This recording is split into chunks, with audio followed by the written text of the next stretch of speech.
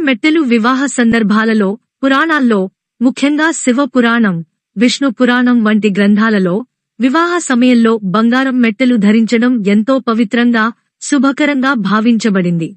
వివాహిత స్త్రీలు బంగారం మెట్టెలను తప్పక ధరించవలసిన ఆభరణంగా పరిగణించేవారు.